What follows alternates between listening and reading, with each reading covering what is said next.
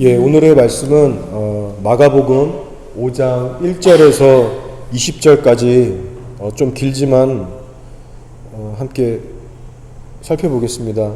진리를 저버리고 현세의 삶에 집착하는 자들이라는 주제로 여러분과 함께 나눌게요. 제가 먼저 읽겠습니다. 예수께서 바다 건너편 거라사인의 지방에 이르러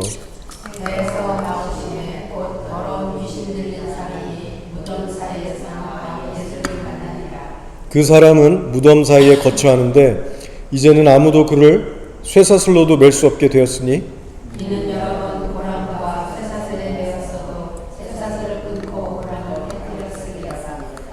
그리하여 아무도 그를 지켜할 힘이 없는지라.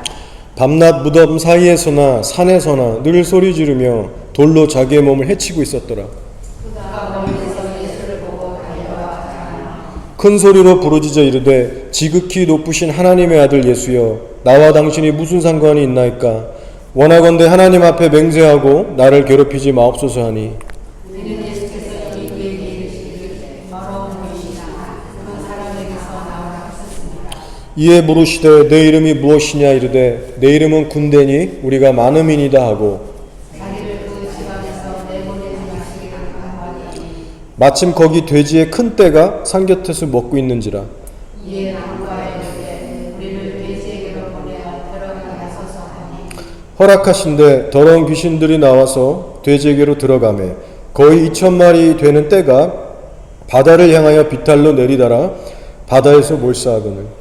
치던 자들이 도망하여 군대에 나가니 사람들이 어떻게 되었는지를 보고 와서 예수께 이르러 그 귀신 들렸던 자 곧 군대 귀신 집혔던 자가 옷을 입고 정신이 온전하여 앉은 것을 보고 두려워하더라.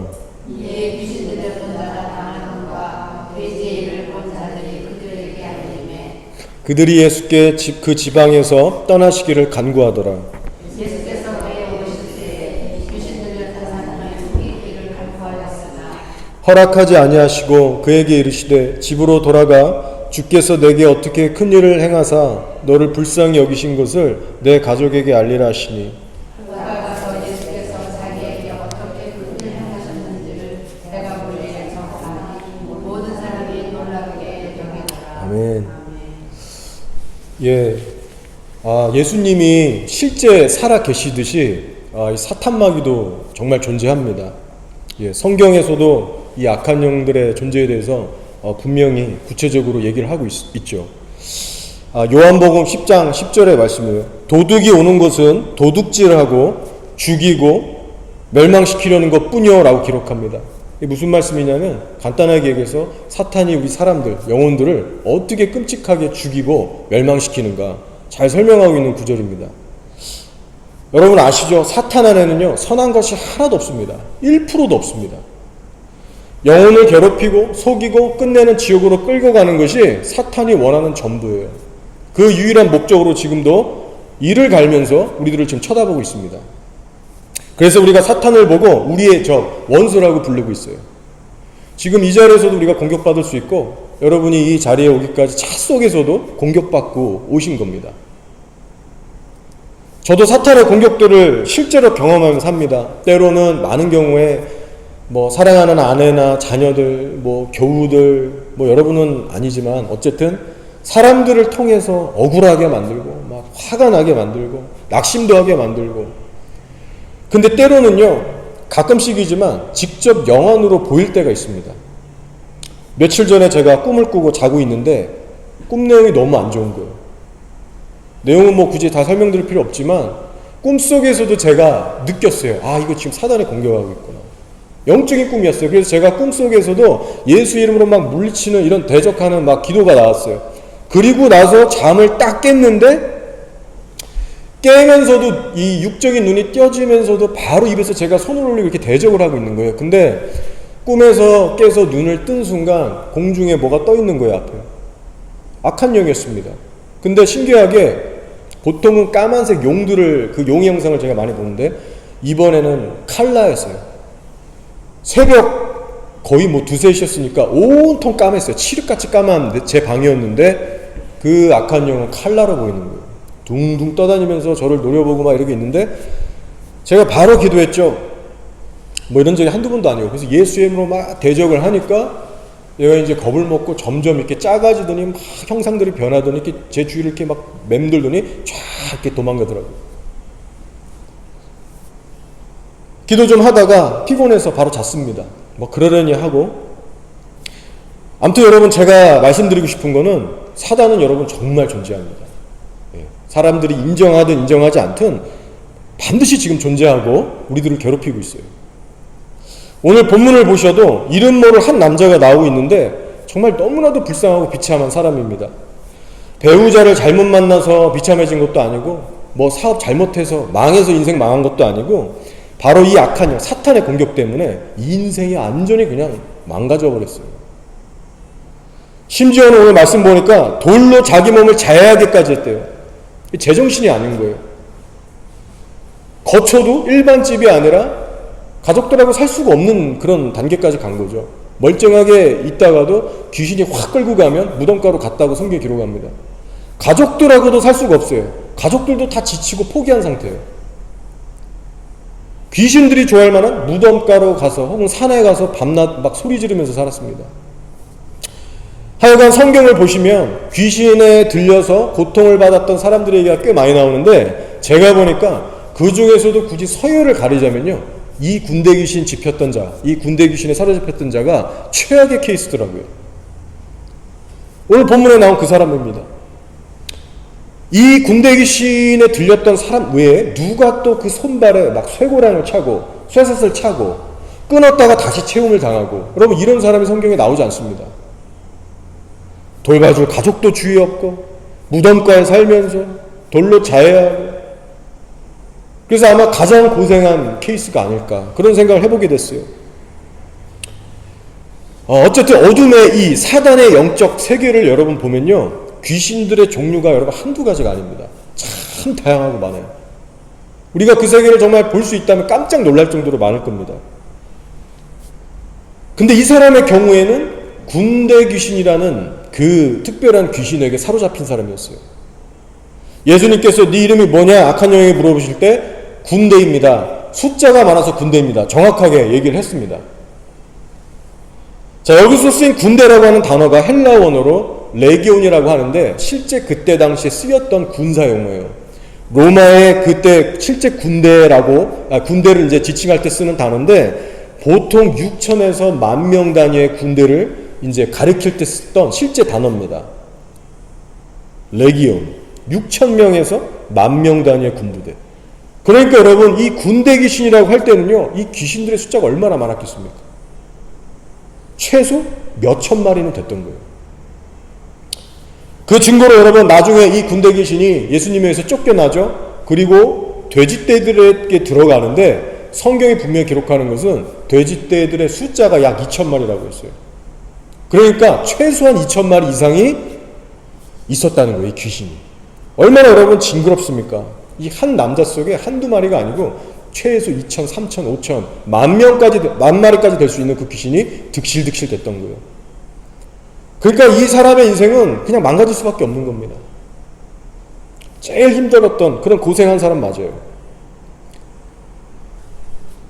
그리고 저는 동시에 이런 생각도 해보게 됐어요. 묵상하면서 이 본문을. 왜 하필 이 거라사라고 하는 지역에만 이 특별한 군대 귀신이 출몰하고 거기에 안주를 하고 있었을까? 다른 지역에서는 이런 보고가 없거든요. 근데 군대 귀신이라고 하면 꽤 강력한 애들인데 왜 하필 거라사에서만 활동했을까? 혼자 그런 질문을 해보게 됐어요. 물론 그 답은 하나님만 똑바로 분명히 아실 겁니다. 조심스럽지만 저의 개인적인 생각으로는 이래요. 혹시 이 군대 귀신이 이 거라사에 살고 있었던 이 주민들의 영적 상태와 뭔가 연관은 있지 않을까? 여러분, 아니 땐 굴뚝이 연기나랴 이런 말의 의미가 있는 것처럼 주민들의 영적 상태가 얼마나 찌들고 부패하고 세상적이었으면 이 군대 귀신이라고 하는 이 정말로 어떻게 보면 급이 높은 귀신이거든요. 이 강력한 애들이 왜 거기 진치고 있었을까?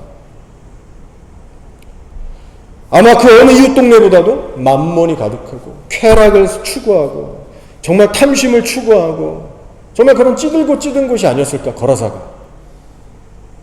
그래서 어둠이 어둠을 부르고 초청하는 꼴이 돼서 이 군대 귀신까지도 거주하게 만들고 영적으로 아주 견고한 진이 있는 곳이었다. 저는 그렇게 생각을 해봅니다.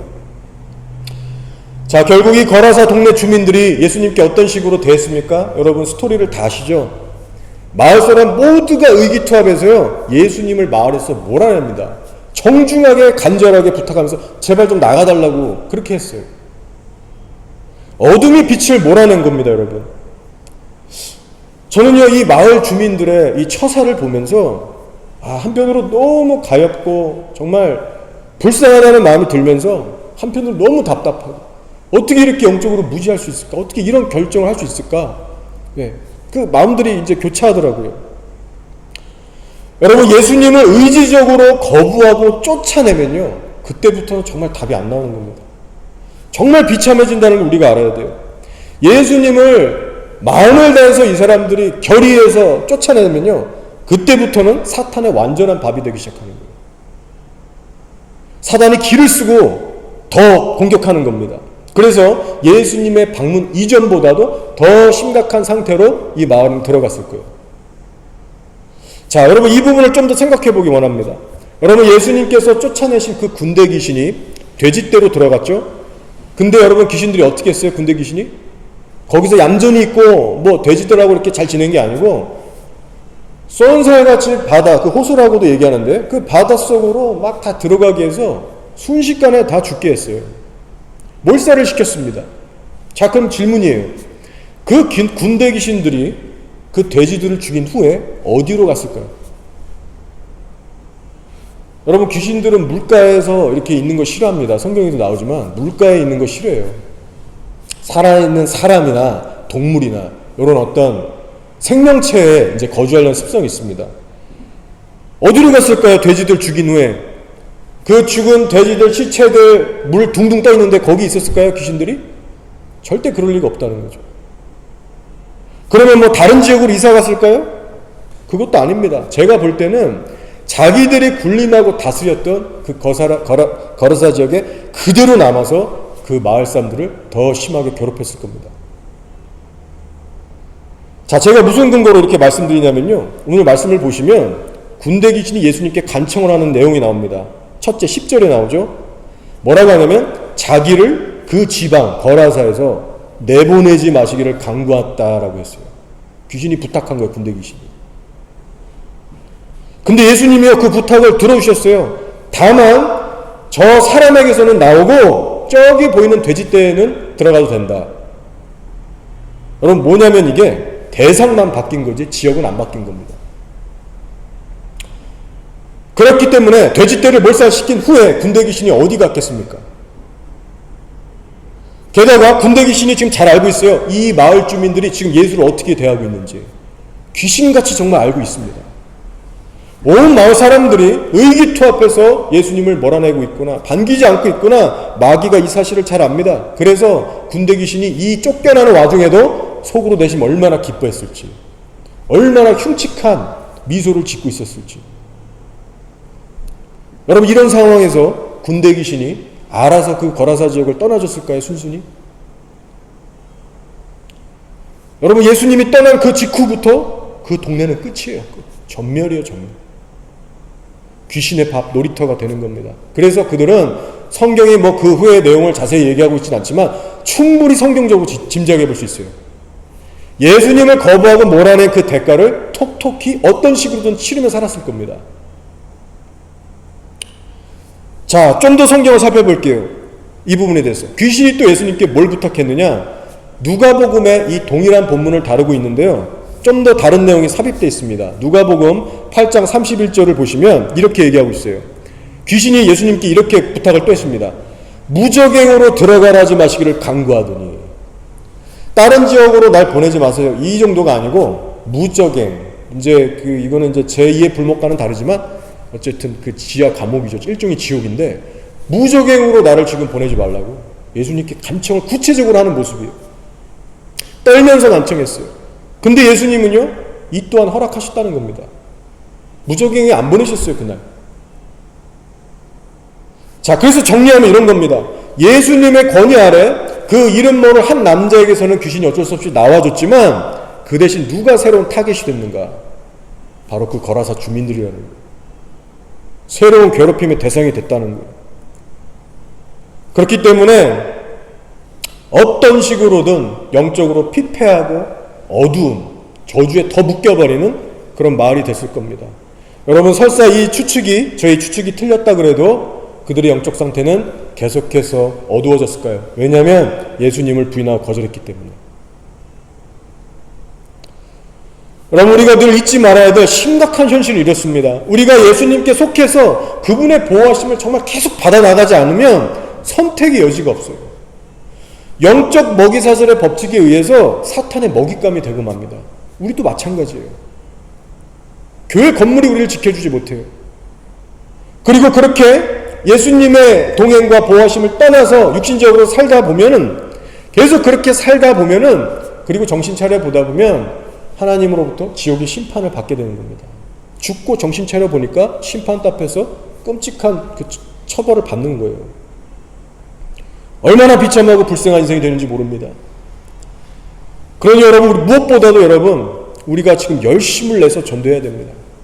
지금 아무것도 모르면서 정말 지옥으로 가고 있는, 마귀에게 다 종로로 타고 있는 이 세상 사람들에게 가서 우리 천국 지옥 얘기하면서 바보 취급 받아도 얘기해야 되는 거예요.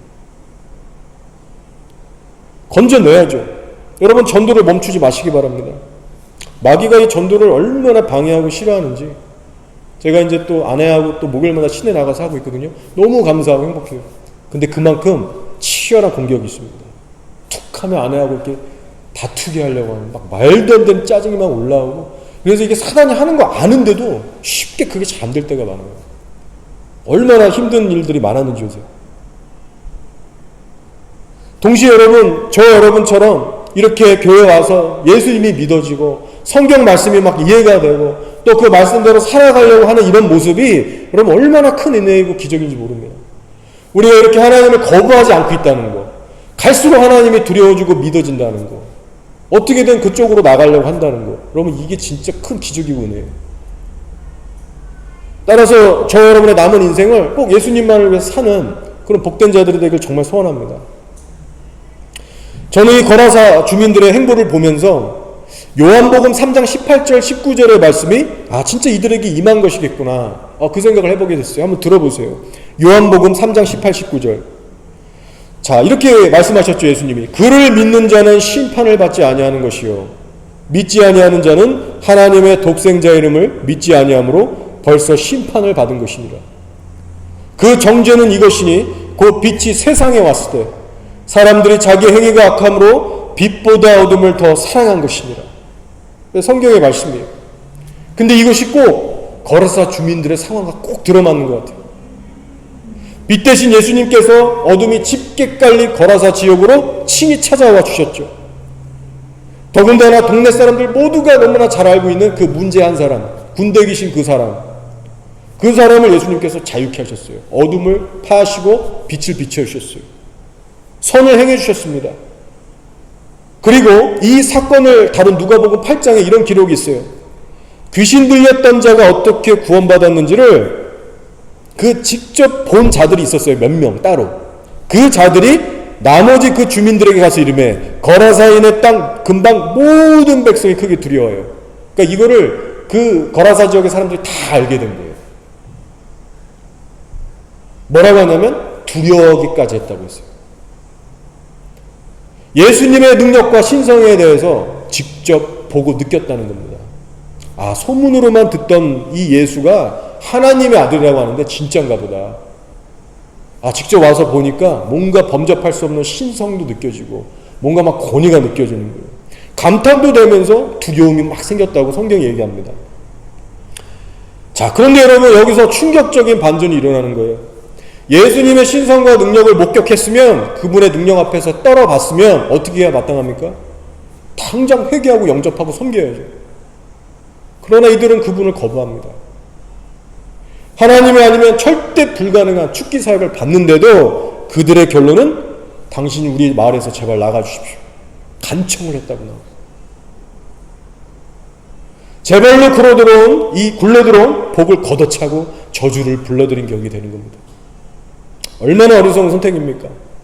무시무시한 귀신의 존재도 알고 있고 그 귀신을 압도하는 예수님의 능력도 봤는데 예수님을 그대로 돌려보냅니다.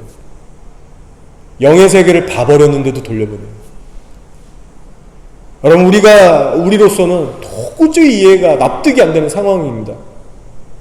자, 그렇다면 이제 중요한 거예요. 여러분, 그 이유를 혹시 아십니까? 거르사 주민들이 왜 예수님을 이렇게 매몰차게 쫓아냈을까? 여러분, 그 이유를 아세요? 단순한 이유입니다. 바로 그들 안에 시퍼렇게 날뛰고 있는 정욕과 탐심 때문에 그렇습니다. 다른 이유가 아닙니다, 여러분. 이 땅에서의 안락함을 추구하는 마음, 편안함, 돈을 추구했던 사람들입니다. 예수님이 귀신을 쫓아내버리는 바람에 생각해보세요. 그 동네에 살았던 누군가는 소중한 재산들을 잃어버린 거예요. 바로 돼지떼들입니다. 그 누군가의 소유였다는 거예요, 그게. 돼지떼 2,000마리면 여러분 지금이나 그때나 정말 비싼 재산입니다. 재산, 가축이죠.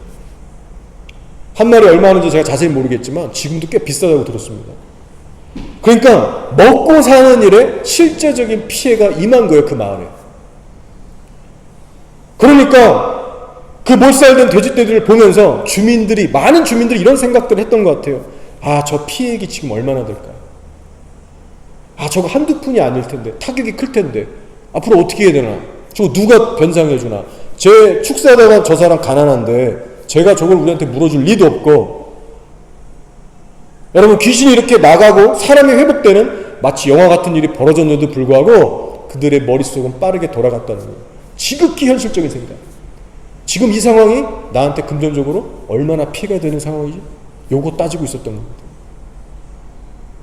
그리고 이런 방향으로 다들 결론을 지은 것 같아요. 그래, 귀신을 쫓아내는 저분의 능력은 정말 놀랍고 두려워. 그리고 저분이 하는 말도 권위가 있고 정말 하나님 같아. 진짜 하나님 아들일 수도 있어. 그렇지만 저 예수라는 자를 지금 이대로 믿고 따라가다가는 왠지 내 인생에 고생길 펼쳐질 것 같다. 지금 우리가 누리고 있는 이 삶, 그리고 앞으로도 별 걱정 없이 잘 먹고 잘 살아야 할 텐데 저 예수님이 하시는 행적을 들어보면 저거는 도저히 내가 걸어갈 수가 없는 길이야. 난 저렇게 살고 싶지 않아. 자신도 없고 싫기도 하고 에라 모르겠다. 영적인 것 관심 딱 끄고 살란다. 뭐 귀신을 보든 하나님이든 다 필요 없고 나 살던 대로 계속 살겠다. 여러분, 마음의 결단을 이렇게 확 그냥 닫아버린 거예요. 예수님, 우리 동네에서 나가주세요. 거절해버립니다. 여러분, 제가 이걸 스토리식으로 풀어봤지만 저는 이게 절대 과장된 해석이라고 생각하지 않아요. 이들이 보인 선택이 결국 뭘 시사하고 있습니까, 여러분? 이거예요. 예수님의 능력 앞에서 두려움까지 느꼈으면서 결국은 예수님을 쫓아낼 수밖에 없었던 그들의 선택이 뭘 보여주고 있냐면 바로 우리 안에 있는 이 사람의 타락한 본성이라는 것이에요. 얼마나 찔기고 무섭고 이 땅에 뿌리를 내리려고 하는지, 얼마나 그게 탐욕적이고 찔긴가, 바로 타락한 본성에 대해서 적나라하게 보여주고 있는 장면입니다. 이런 마인드로 살아가는 자들이에요. 내 주변 사람의 누군가가 친척이든 가족이든 뭐 이웃이든 상관없어요. 귀신 들려서 미쳐가서 살건 말건 나와 상관없는 거예요. 영적 세계가 실제 있든 말든 오직 나만 잘 먹고 잘 살면 오케이라는 그런 마인드를 가진 사람들입니다.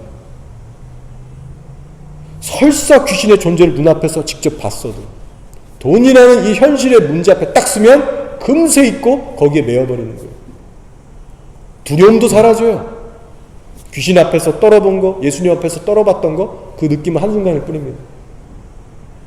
유일한 관심은 이 땅의 것에 맞춰져 있어요.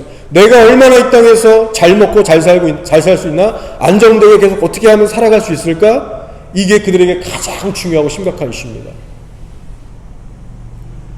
그래서 어쩌면 그 마을 주민들은 이런 생각까지 했을 것 같아요. 그래, 차라리 그 군대 귀신이 저 사람에게서 안 나가는 게 훨씬 좋았을 뻔했다. 지금 피해액이 얼마냐? 만약에 안 나갔으면 돼지도 그대로 있었을 거 아니야. 우리 그대로 잘 먹고 잘 살 수 있었을 거 아니야. 여러분, 한 사람의 인생이 망가지든 말든 여러분 여기까지 아마 생각이 갔을 것 같습니다. 이게 악한 본성이에요.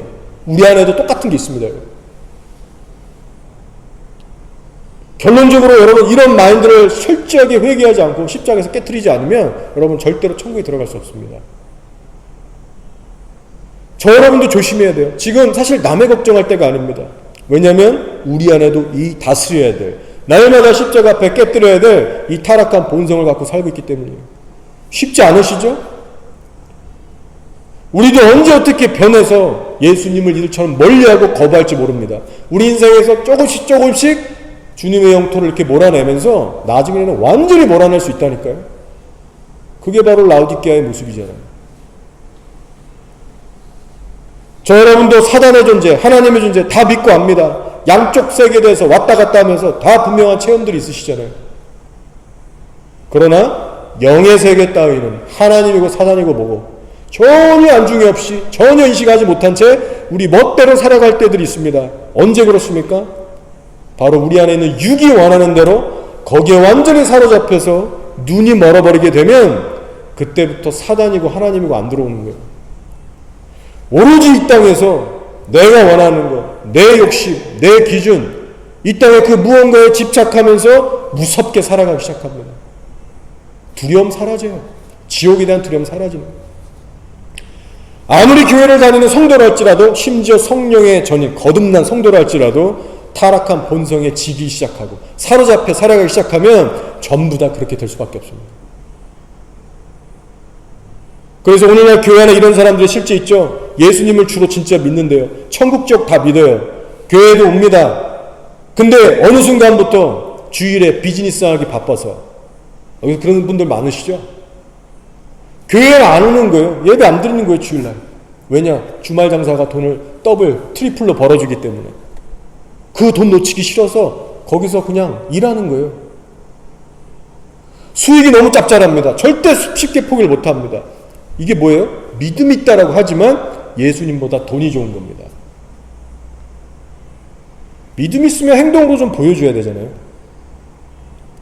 자, 결과적으로 밑에 있는 직원들에게도 일을 맡기고 시켜야 되잖아요. 주일날 오픈을 했으니까.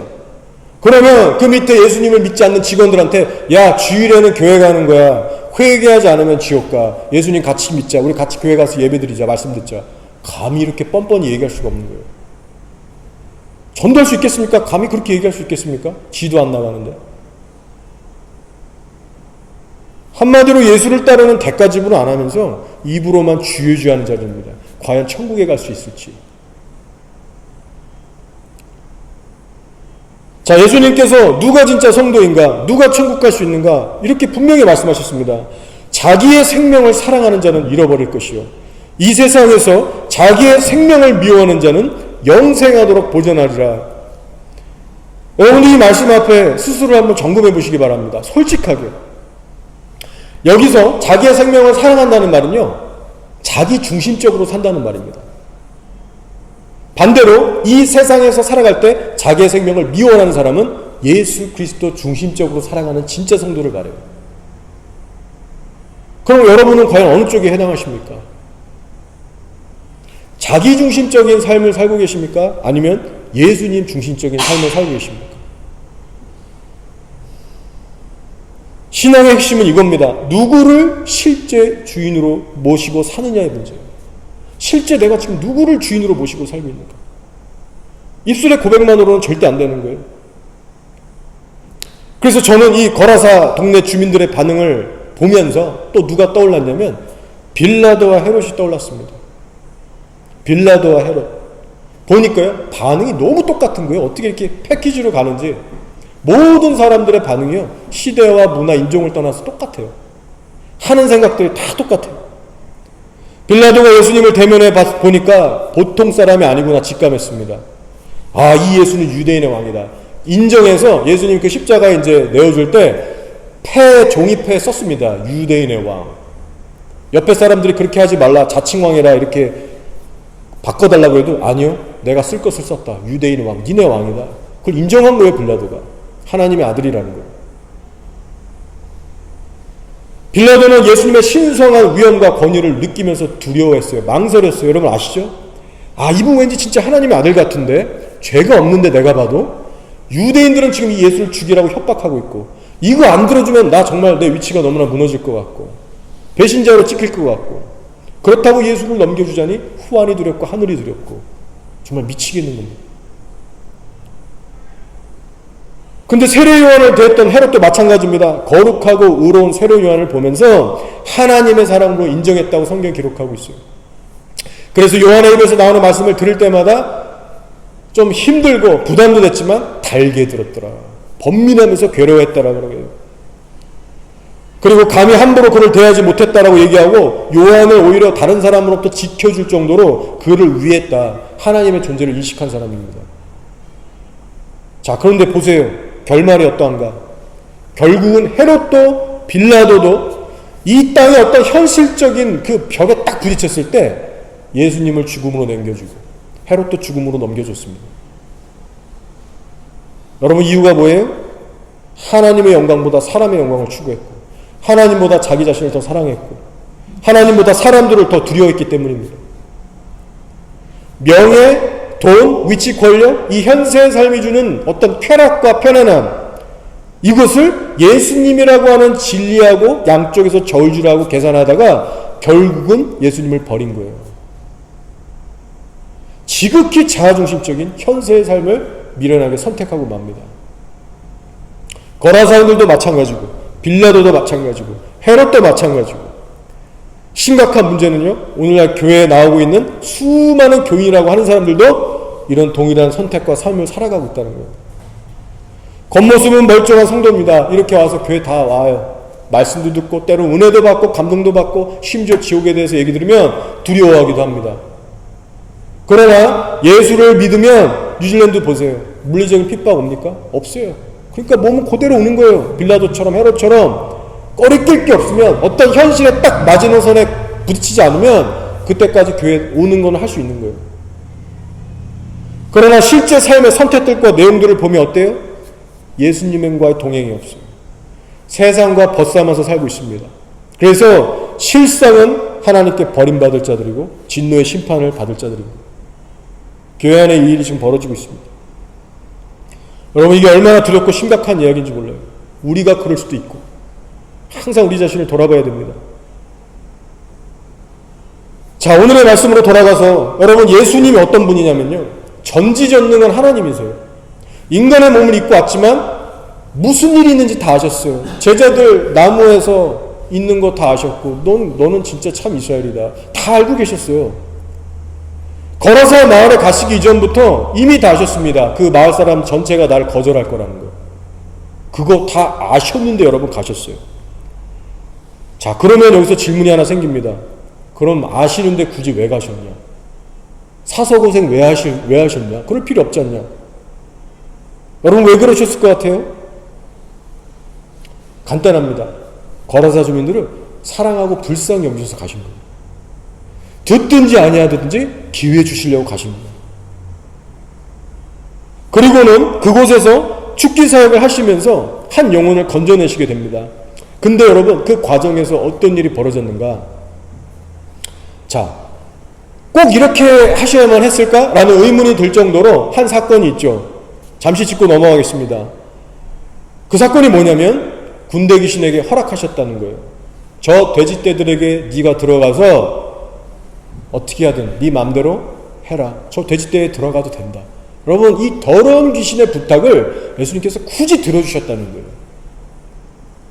생각해보세요. 예수님이 뭐 나쁜 심보 있는 분도 아니고 얼마나 사랑과 배려가 많은 분이십니까? 나그네의 어떤 그 부족한 걸 채우시는, 안식일에도 그 가난한 사람들 고쳐주고 먹이시는 분이신데 그 마을 주민들 배려 안 하셨겠어요? 2,000마리 죽어버리면 저 사람들 분명히 금전적인 피해 갈 텐데, 삶이 고달퍼질 텐데. 더군다나 더러운 귀신의 부탁입니다. 근데 이걸 왜 들어주셨냐는 거예요. 생각해 보셨습니까, 여러분? 자, 돼지떼가 몰살될 걸 알면서도 굳이 허락하신 이 사건에는요, 예수님이 주고 계시는 일종의 경고의 메시지가 담겨져 있는 겁니다. 그것이 뭐냐면 바로 탐심, 정욕, 그 죄는, 우리 안에 있는 탐심과 정욕은 사탄 마귀와 동급인 악이고 죄다. 그렇기 때문에 탐심으로 사는 인생의 결말은 뭐냐면 바로 저 돼지떼들이 비참하게 급하게 바다에 빠져 죽은 것처럼 너희들 그렇게 끝내는 멸망하고 말 거야. 정욕과 귀신과 그 한 무리가 돼서 살아가면 지옥의 심판을 피할 수 없을 것이다. 여러분, 이 메시지를 암시하고 있는 사건으로 우리가 해석할 수 있습니다. 동시에 저는 이 대목에서 이런 깨달음도 얻게 됩니다. 아, 그렇구나. 우리가 믿는 하나님은 여러 상황들, 사건 상황들을 통해서 우리에게 말씀하고 계시겠구나. 무슨 말인지 여러분 이해 가세요? 자, 보세요. 참새 한 마리가 하늘에서 땅에 떨어지는 것도 천부께서 허락지 아니하시면 일어나지 않는다라고 하셨어요. 하물며 그 동네 사람들의 소인 2,000마리나 되는 돼지떼가 바다로 몰살한다. 하나님의 허락 없이는 안 되는 겁니다. 자, 이런 각도로 여러분의 삶도 지금 가만히 한번 살펴보시기 바랍니다. 여러분이 지금 현재 겪고 계시는 여러 가지 크고 작은 상황들을 통해서 하나님은 여러분에게 어떤 메시지들을 지금 주고 계실 수 있어요. 여러분, 하나님 안에는 결코 우연이라는 게 없습니다. 하나님은 크고 작은 상황들을 통해서 우리들에게 교훈하고 계세요. 사람들과 관계를 통해서건 아니면 환경적인 부분을 통해서건 혹은 어떤 사건, 사고, 질병 어떤 그런 것을 통해서건 우리에게 말씀하실 수 있습니다. 따라서 우리는 항상 영적인 귀를 열고 하나님께 물어보면서 귀 기울여 봐야 합니다. 혹시 하나님 나에게 주시는 말씀이 있습니까? 내가 놓치고 있는 부분 없습니까? 이것저것 기도하고 물어봐야 되는 거예요. 누군가에게는 엄중한 경고의 음성을 주실 수 있고 누군가에게는 위로나 격려, 어떤 컨펌의 말씀을 주실 수도 있어요.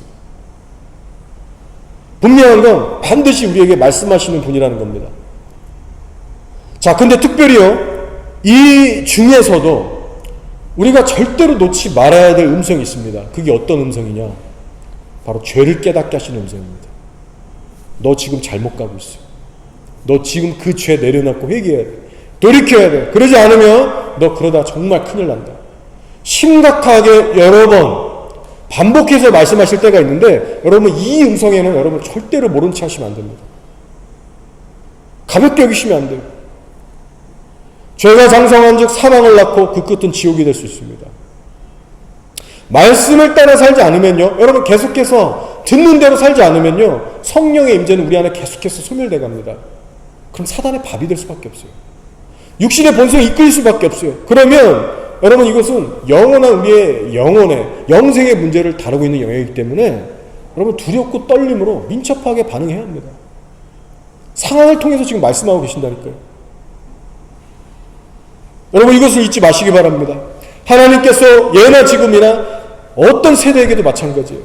가장 확실하게, 가장 분명하게, 가장 반복해서 이 땅의 인생들에게 주시는 음성은 다른 게 아니라 죄를 회개하라. 너 좀 더 거룩하게 살아라. 이거 버리고 저거 내려놔라. 여러분, 이런 단순한 음성이에요. 따라서 혹시 주님께서 우리들에게 이런 비슷한 류의 경고성이 담긴 음성을 주고 계시지 않은지 우리 한번 조심스럽게 돌아볼 수 있는 저희들이 되길 원합니다. 자, 이제 말씀을 정리하고 마치겠습니다. 여러분, 오늘의 말씀은 군대 귀신에 고통당했다가 풀려난 어떤 이름 모를 한 남자와 동시에 마을 주민들, 수많은 마을 주민들의 그 엇갈린 반응에 대해서 얘기하고 있습니다. 여러분, 이들 사이에는요, 분명한 차이라는 게 있었습니다. 군대 귀신으로부터 자유케 된 이 한 사람은 예수님께 가서 요청합니다. 내가 주를 따르겠나이다. 나를 받아주소서. 예수님의 제자가 되고 싶었어요. 진심으로 예수님을 따르고 싶었어요.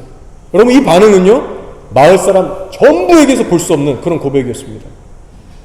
똑같이 예수님을 대면했지만 반응이 너무나도 이렇게 달라요. 그렇다면 여러분, 우리는 어떤 쪽이 돼야 마땅합니까? 숫자가 많은 이 다수 쪽이 아니라 귀신으로부터 노임을 받았던 이 한 명, 이 한 사람을 우리도 닮기 원합니다. 예수님만을 내가 따르겠다는 이 진심 어린 고백이 날마다 새롭게 우리 안에서 우러나올 수 있도록 여러분의 마음의 주소를 늘 여러분 확인하시면서 그 심령 고백, 실제 삶 잃어버리지 않도록 하나님 앞에 날마다 결단하시고 기도하시는 여러분이 되기를 축복합니다.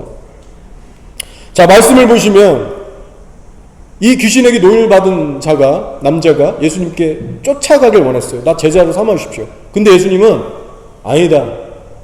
너는 나 쫓아오면 안 된다. 너는 지금 이 마을에 머물면서 너의 가족에게부터 복음을 전해라. 미션을 주십니다. 사명을 주세요. 그 사람은 어쩔 수 없이 순종을 했습니다. 머물렀어요. 그리고 복음을 전했고 사람들이 놀랐다고 얘기하고 있습니다. 자, 중요한 핵심은요. 내가 지금 예수를 따르고 있냐, 따르고 있지 않느냐. 여러분 바로 그겁니다. 내 몸은 비록 예수님과 지금 떨어져 있을지라도 상관없어요. 중요한 건 내가 그분의 명령, 그분의 말씀에 순종하는 삶을 살고 있느냐, 섬기고 있느냐. 그거면 된 겁니다. 결론적으로 이 말씀을 드리고 싶습니다. 여러분, 우리가 정말 살아계신 예수님을 만났다라고 하면 여러분 더 이상 세상적으로 살지 말자는 거예요. 더 이상 이중적인 삶, 알면서도 자꾸 세상적으로 가는 이런 이중적인 삶, 정말 날마다 새롭게 결단하고 정말 내려놓으면서 정말 예수님만을 살아갈 수 있는 진실한 성도가 되길 소원합니다. 그러나 여러분, 그 길이 결코 쉽지 않다고 성경이 말하죠. 따라서 우리가 날마다 하나님을 의지하면서 간절하게 기도해야 됩니다. 그리고 생명을 걸고 순종 복종을 배워가야 됩니다. 내가 어제 쓰러졌던 죄에 대해서 애통해하면서 내일은 내가 이것을 통과하리라. 여러분, 이런 간절한 기도, 애통한 마음이 있어야 돼요. 예수님께서 천국의 길은 많은 사람들이 노력을 해도 심지어 그 길만이 영생인 걸 알아도 못한다라고 했어요. 여러분, 쉽지 않은 길입니다. 어려운 길이라고 몇 번 얘기하셨어요. 그러니 자기 십자가와 성령 충만은 필수입니다. 이거 없이 그 길 못 가라고요. 미적지근한 신앙, 종교적인 신앙, 타성해진 신앙으로 이 길 걸어갈 수 없습니다. 따라서 무엇보다 중요한 것은 내가 영적 체험을 얼마나 했냐, 얼마나 많은 성경 지식이 있냐가 아니고 자아중심적인 삶을 포기하며 살고 있는 겁니다. 이거 매주 강조해도 지나치지 않아요. 여러분, 계속해서 여러분 자신을 내려놓고 버리면서 사는 그 삶을 훈련해 나가시기 바랍니다. 하나둘씩 정리하면서 포기할 수 있는 삶을 여러분 살아나가시기 바랍니다. 이건 나이와 상관없고 뭐 인종과 건강의 상태와 상관없습니다. 우리가 정말 살아계신 예수님을 만났다면 여러분 하나둘씩 버리고 정리할 수 있는 삶이 시작돼야 돼요.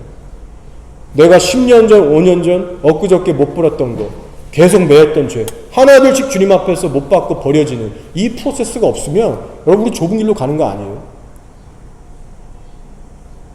여러분의 시선을 날마다 예수님께 고정하시면서 그분이 베푸셨던 은혜도 여러분 항상 잊지 마시고 성령이 인도하신 대로만 따라가시는 그런 살아있는, 진짜로 주님 보시기에 살아있는 귀한 성도분들 다 되시기를 주님의 이름으로 축복합니다. 아멘.